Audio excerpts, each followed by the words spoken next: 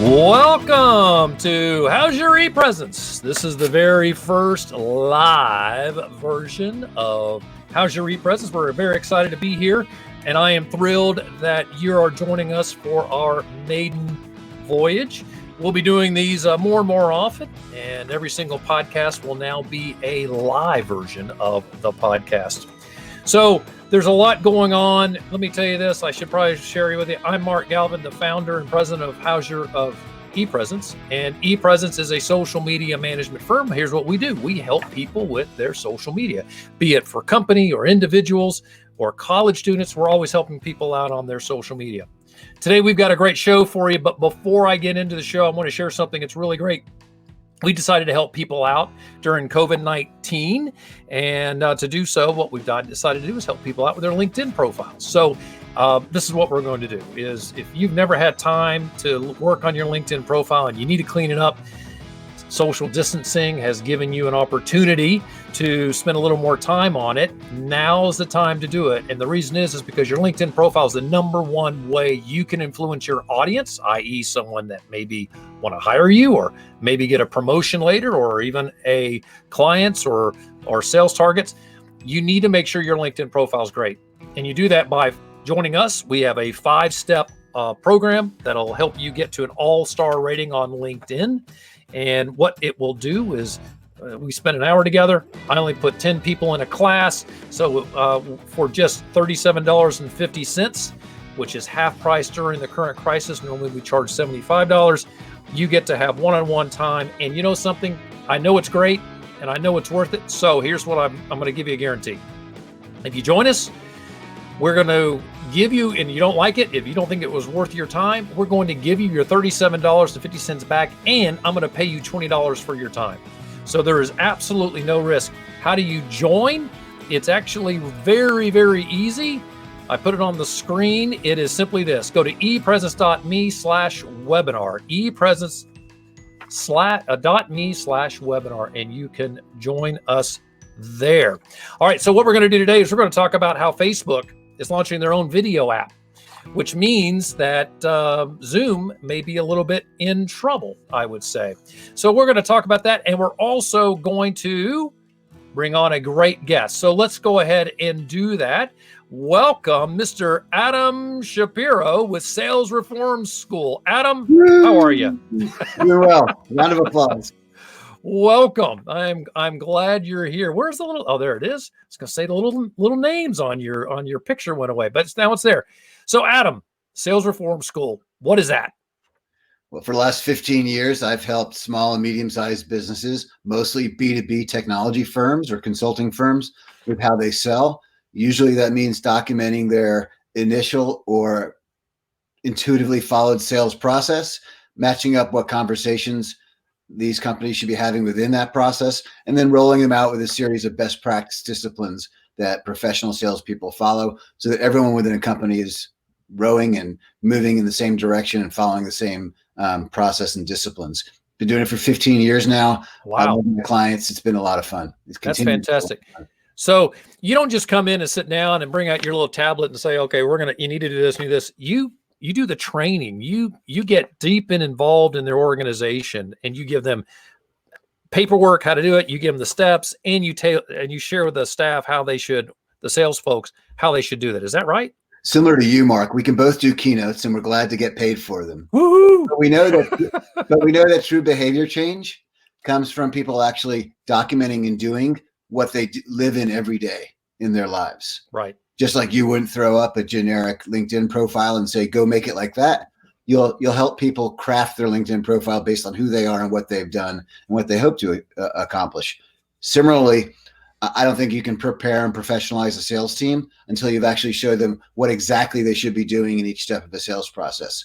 Some would call that scripting. Others would call that showing paradigms. At any rate, it is a process, and it is things that needs to be reinforced and practiced with the actual tools that will be used in the field. Oh, it's brilliant. So you and I have known each other for a little while. How did we first meet each other? You called me frantic one morning. It was about 8 o'clock in the morning. I was having my coffee. I get a text and a phone call saying, "Hey, I'm friends with a gentleman named David Taylor Klaus. he couldn't make it today for my ePresence show. And he says you'd be great at it. And as luck. And I'm like looking at my watch. I'm like, can you make it? And can you make it to Gwinnett in about 20 minutes, so to speak? He gave me a few hours to shower and shave and put on a sport jacket and get over there. And we've been fast friends ever since. So I did tell you I have a bit of a surprise.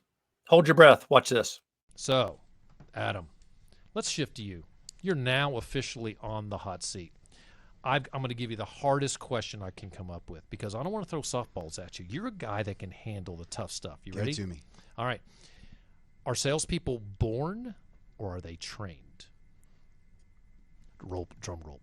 So I actually wrote a blog post about this. You did not too long ago, within the last 6 months. I swear to you, everyone, I'm telling you, I did not see Here's my this. self-promotion on SalesReformSchool.com under lessons. Okay. You can look for a post called "Can She Sell?" Can she sell? And my answer to your question is probably, as long as she has 4 things. Does she have passion for succeeding or passion for the product or offering that she's selling? All right, I'm going to write this down. Passion.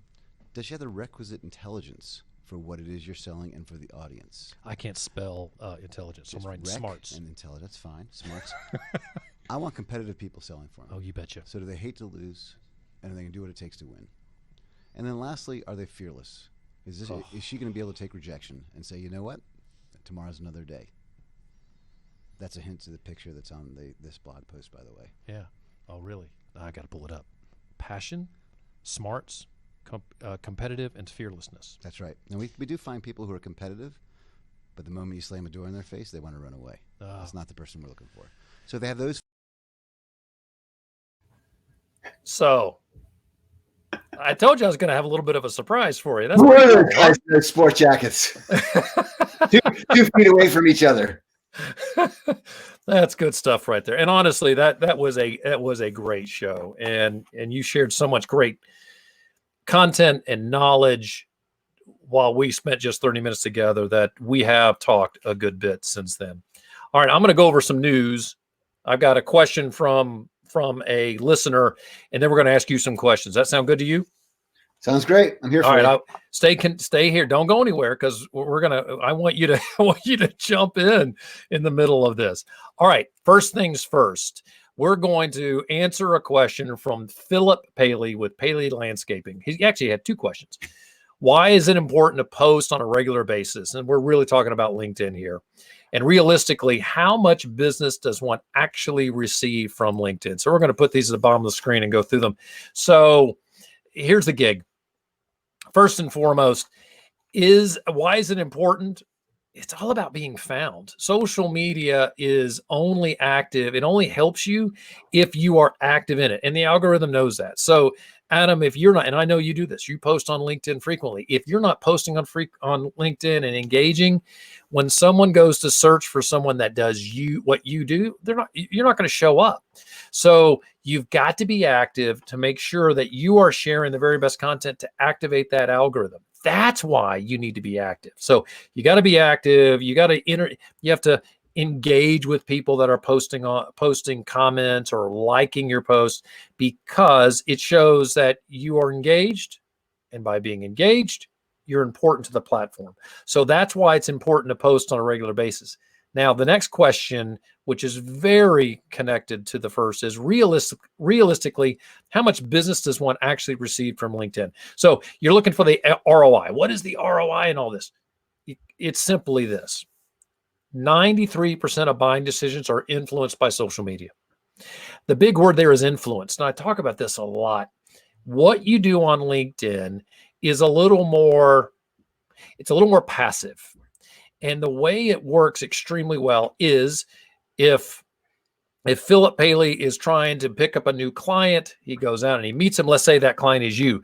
He meets you, Adam, and you have a big landscaping job, but you're not ready to make a decision. You're really not in the market to find a new landscaper.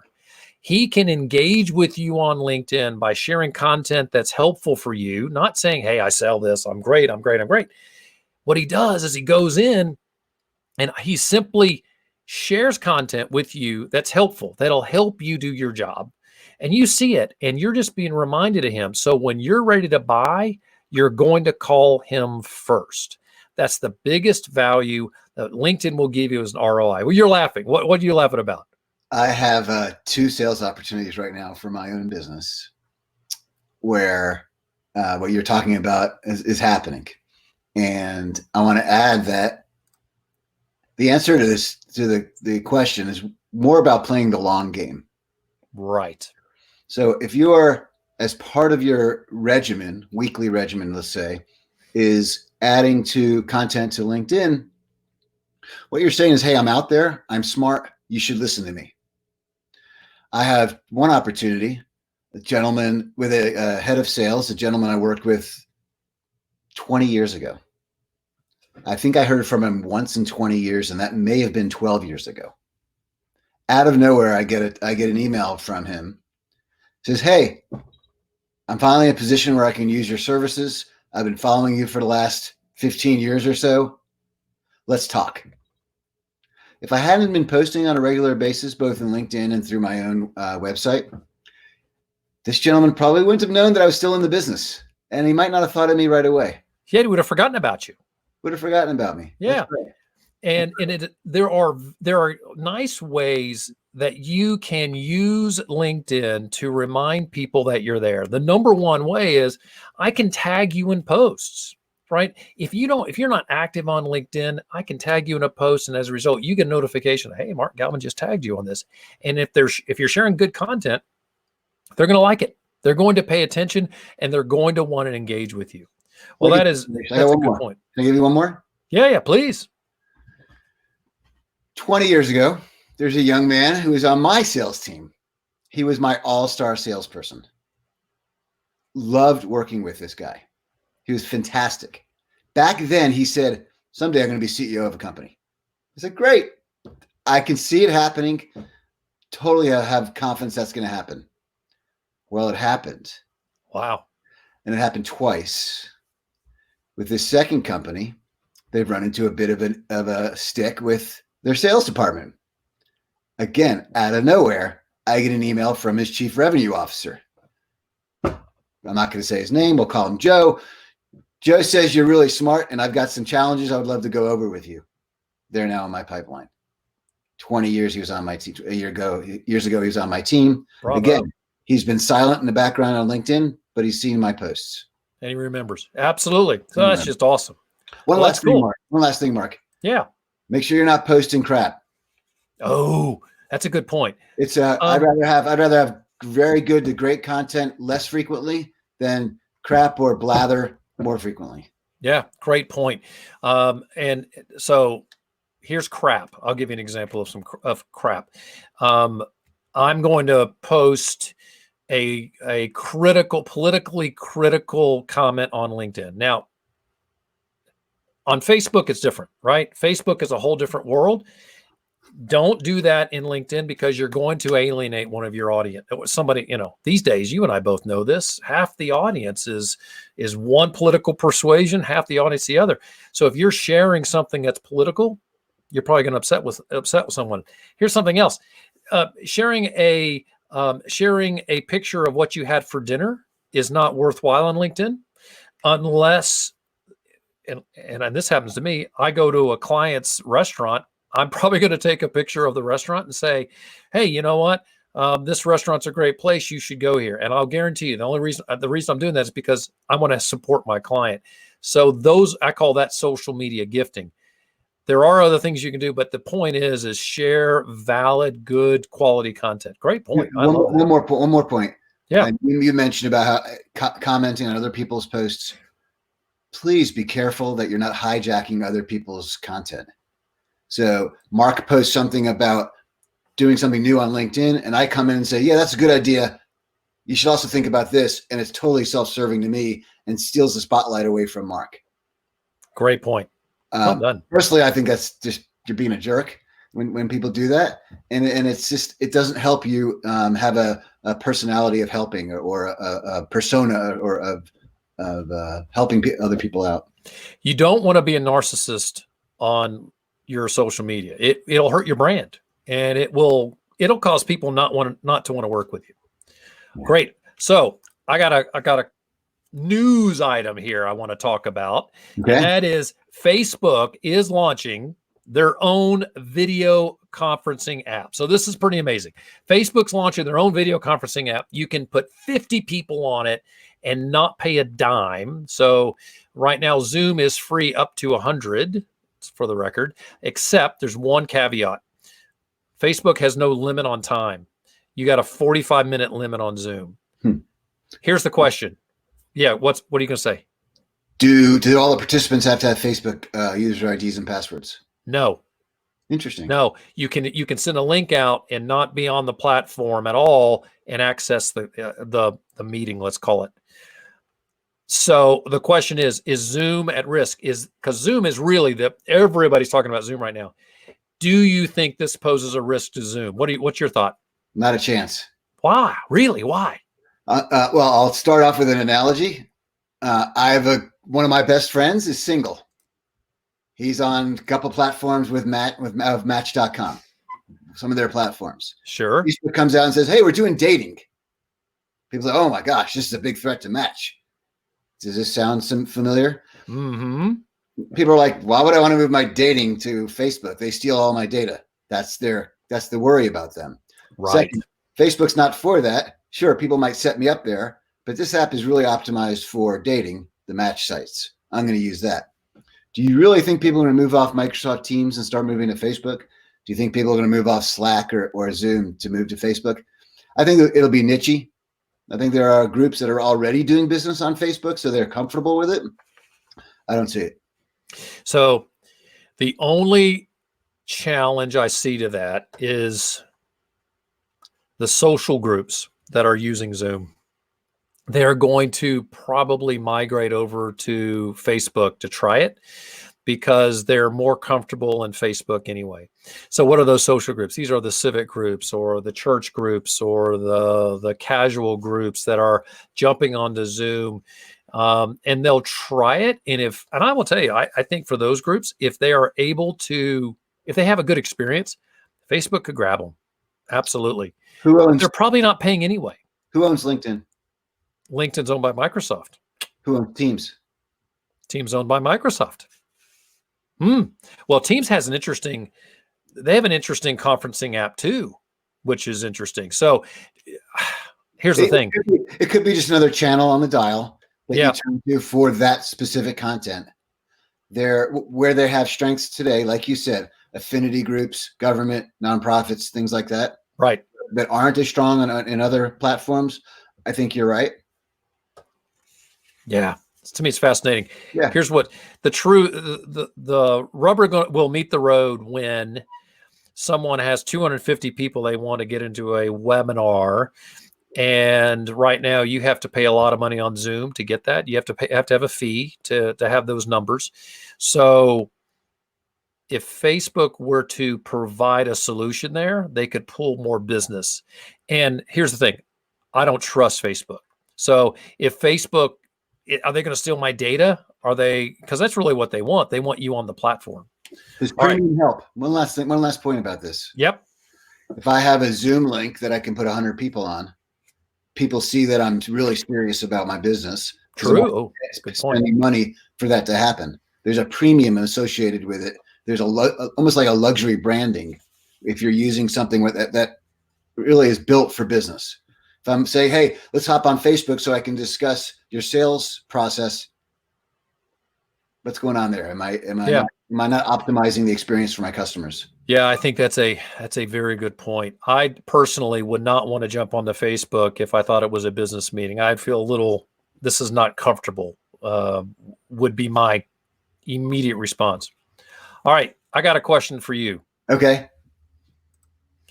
I want you to give me 2 or 3 things people should focus on in sales given today's physical distancing. So give me 2 or 3 things. Don't give me more than 3. I only want 2 or 3. Okay.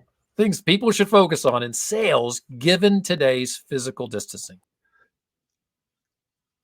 I'm going to start with 3 things that when we're doing these sort of sales calls or these sort of sales conversations, meaning it's video and you're going through your laptop or your home computer or even your iPhone or Android, that you need to focus on.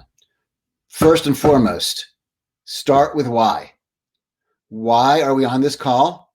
Why do you want me to be on this video call? And what are we hoping? And then hand in hand with why is what are we hoping to accomplish? Why are we here? And why are we here right now? So start with that. Make sure everyone knows what we're doing on this call, on this video call. Second, get to the point.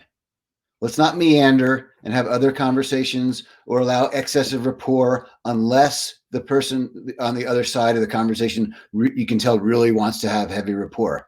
These sort of conversations can get tiring. So let's get to the point. Let's start with why. And then lastly, Mark, let's pause. Let's give people... I'm pausing. I know. You almost jumped in on that pause. You almost jumped in. He paused. Folks at home, you probably can't see this, but when I'm talking, it was just me. I paused, and Mark couldn't wait to jump in. Boom. Give other people a chance to get into the conversation.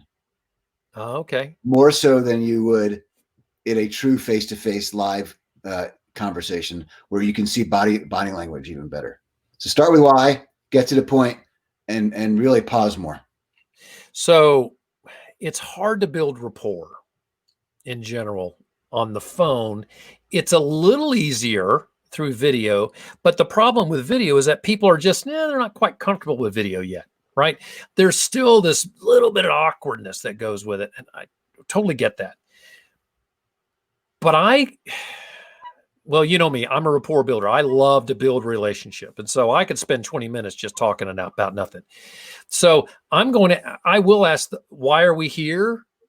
And I will want them to respond to that, right? So I'm going to, let's do the why. Or you've already had that part. You've already taken care of that at some other point in time. Okay. And now you want to remind. So it's almost like the first item on your agenda is, okay, here's why we're talking. Okay. All right, good.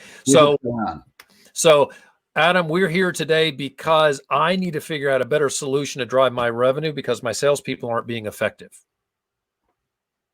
Right? Great. Then what was the next thing? Get to the point. Get to the point. So give me an example of that. So if I'm doing that, let's say we're face to face in real life, not over a what is this called? StreamYard or something like that? Yeah. StreamYard. Not on StreamYard. When you're trying to think about things, you may think out loud more, you may cogitate, you move your head around. And in real life, you're like, it's okay. Okay, take your time, figure it out. Sure. Here, I want to know what's going on in your head. Right. And I don't want you to meander getting there. Okay. Practice what you're about to say to your prospects. All right. Ooh, practice it. Anticipate it. So it's not a bad idea to rehearse. Not a bad idea to rehearse. Good. Okay. Go over it with your manager, your colleague, your best friend, whoever it is. Say, hey, does this sound like something I want to describe to somebody else, or am I beating around the bush and not getting to the point? Have you read this book? So now you're going to make me put my glasses on. Oh, it's Never Split the Difference by Chris Voss. And this is a negotiating book, right? How do you negotiate better? That's the whole point of the book. And he says something I think is very interesting. He said, when you start negotiating, you fall to your preparation. When things get tense, you fall to your preparation. So if you're not prepared to have that conversation, haven't rehearsed, you could screw it up. That's basically his point. So you do need to be prepared. Well, all right, that's awesome. One more thing is get to the point. Let's assume that all of the people you're talking to are having these sort of conversations all day. Not only are they busy, but they're busy doing video calls. Yeah. And it can be hard to focus on that little part of your screen where the camera is for 30, 40 minutes at a time, 5 or 6 times a day. Right. So if you don't appreciate that and you start wandering around your conversation, they're like, where is this guy? Oh my God, I'm so tired. I got a headache. I haven't eaten lunch yet. What's going on here? Wish you would just get to the point. Great point. Speaking of points. All right. So what do we need to be especially careful about in this process, right? What are those things are there gotchas in here? There's a couple here. There's a couple. So we're on video right now. I was preparing for another video webinar that I'm actually doing in a couple of weeks, and I had a sound and video check. Gentleman gets on a Zoom call like this, and he sees my background, and I'm going to walk away from the screen a little bit. Uh-oh. He's walking on the other side of the room. He's reaching up in the top, and he's getting a bottle of bourbon. No, he's not. He's opened a cabinet door. No, he's not. He's moving a book out. So It's looking messy. He says, "What's that thing sticking out and up there? Could you fix that?" Mark, you know what that is? That is Izzy, the 1996 Atlanta Olympic mascot. His purple and red shoes were hanging out, and he says it's really distracting. Oh my goodness. I tucked him back in. I had some papers that were also disheveled. And he said, "Can you clean that up a little bit?" Really? So the lesson there was look at your physical environment. And if you're the person who's, let's say you're the salesperson, don't give him anything to distract him or make him think badly of you. Right. Oh, that's huge. I would even include, if it's a new contact, be careful what room you're in. Who knows what's in the background that may distract or disappoint them. Bravo. Now, great point. If someone you're familiar with and you're on a phone, maybe it doesn't matter so much. I've done some calls from the couch in my bedroom. My bed was made, but it was a long time colleague. It wasn't a big deal. So that's the first physical environment. The second thing to me is be authentic. Actually, hold on a second. What were you saying? The second thing is be authentic on who you are. Now, our, I guess we're not listeners because they're watching us. Our viewers would notice that you and I, Mark, are in polo shirts today.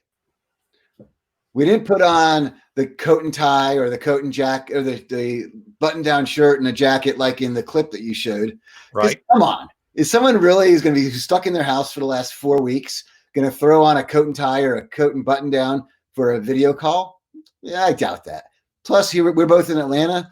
It's going to be 75 today. It's sunny outside. I don't think we're putting on the jacket and the button down. So be authentic. Don't try to be someone you're not. Now, if the person you're talking to is used to seeing you in that, and it would be totally inappropriate or out of character for you to dress like we're dressed today, then do that. Just be aware of that. And then, of course, on the negative side, careful. You want to shave. You want to make sure that you're still in your pajamas or whatever. That. By the way, I put on shorts today. Just make sure that there's an appropriateness to your dress, but also an authenticity, if you will, to your dress. So I love that. So I've been doing my webinars. In every webinar, I'm wearing a jacket. I am putting the jacket on, and I will tell you, this is on purpose. It's because I do want to represent myself in a way as if I showed up at a training, I'm going to have a jacket on. So it's part of the character. It's character. Is that the right word? Yeah, it's in character for you. Right. So I do, and it's right here. And literally I throw the jacket on. I may have jeans on. I may have my tennis shoes on, which I would never show up that way. But here I can, because it is, it works. But besides that, I do say in my training that you need to have a jacket on for a profile picture. I say it all the time. So I need to have that jacket. Unless your brand is totally away from that. Well, I do say if you're an HVAC tech and you show up in a polo, you don't need to show up in a jacket in your profile picture, because it's incongruent. There's this, it's a streamline. This is the story. The story needs to be consistent. If you're a marketing creative type, being in a white button down and a blue blazer, it doesn't really inspire the creativity that people may be looking for. I got one more thing for you. Very insightful. Yeah, go for it. One more thing for you. Some about this earlier. Watch the fatigue. So if I know, and actually this is the first of, I think, three afternoon video calls that I have. I've got 3 afternoon video calls. I need to find some time to get away from the screen in between those, because again, man, I'm going to have a raging headache if I have to look at this green dot for 5 hours straight. That is huge. Watch your fatigue. I'm going to tell you what. I mean, I'm so glad you said that, because I get up if I'm sitting, and I do this whether I'm looking at a screen or not. If I'm working through my checklist and and I've run out of gas. I know I've got to get up and just walk away and go. Actually, I go up the street with my dog. I take my dog for a walk and walk down the street just to have that mental break, because you can't do that when you can do it when you're in office, right? There's all these other breaks that kind of give you that mental refresh, right? It's like hitting a refresh. Right. So hard. It's easy not to get that chance to do it at home. That's brilliant. All right. Yeah. Big smile. You should have a big smile. Congratulations. That was a good one. All right. So Adam, we're out of time, man. How can people track you down? Well, the best way for your viewers or listeners to find me is on LinkedIn. I think you've published my LinkedIn site right there. Of course, you can also go to www.salesreformschool.com. Cool. And find me there. So I try to be everywhere that you tell us we should be. And LinkedIn and my website are the two best. So it is on the screen if you're watching the video, but I'm going to read this. It's linkedin.com/in/adshap, ADSHAP. So you can find him on that URL, LinkedIn URL. ADSHAP is his handle.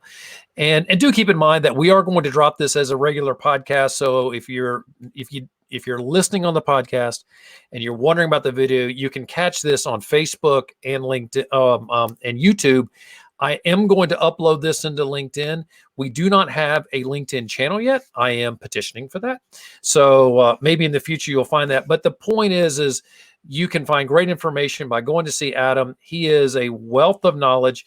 Your target audience you're looking for software firms. Is that right? Well, nowadays it seems like technology touches everything. So sure, it's not a central part of what you do. It's a differentiator or something that makes you unique. So really it's B2B companies with at least 6 people involved in sales, marketing, and delivery. Outside of that, if you're smaller, we can set up some sort of retainer arrangement. I have plenty of those. Larger, bring them. I tell you what, anyone out there, if you are trying to figure out how you can drive your leads, how do you going to make your sales team work better? You don't know what you don't know. That's a great one. All right? I know my sales are not where I need it. If you know your team can be more effective, can be more efficient, and maybe your director of that team stinks. We've seen this, right? Your leadership's not quite there. I would call Adam. He can come in and he can help you. By the way, Mark, one last thing. If you do go to my LinkedIn profile, you'll see that throughout this pandemic, I've been offering free half-hour consultations. If you want to talk about it. And these are actually a little more off script. I'll talk about anything. The other day, I had a gentleman from Saudi Arabia ask for 30 minutes. It was great. We had a fantastic conversation. Bravo. Well, that's awesome. And my Calendly link is in there. Awesome. I am glad that you found time to spend a little time chatting with me today, and I do appreciate your friendship. So thank you very much. So everyone else, I want you to know we are doing this webinar. I'd love for you to join us in the webinar, and the reason I keep bringing it up is it's so valuable. You have an opportunity to clean up your LinkedIn profile in an hour for $37.50. That's it. So please look at joining us. Go to ePresence.me/webinar, and you'll be able to join us there. Also, hit me on LinkedIn. You can find me on LinkedIn at ePresence.me. This has been our very first video version of How's Your ePresence. I'm so thankful that Adam, he's still there. Adam was willing to join me for this maiden voyage. And by the way, I did the same thing to him that I did on when he came to the podcast. I didn't tell him I was doing a video until about 20 minutes ago. I said, go take a shower. We're going to do this on video. So Adam, thank you for your flexibility. I appreciate you. Anytime. All of you, you can find our show on any social media program. You can find us on any of your podcast app that you have out there. Go give us a look for How's Your ePresence. You can track us down there, and also check out our website, ePresence.me. Until next time, for my guest, Adam Shapiro, I'm Mark Galvin, and this has been How's Your ePresence?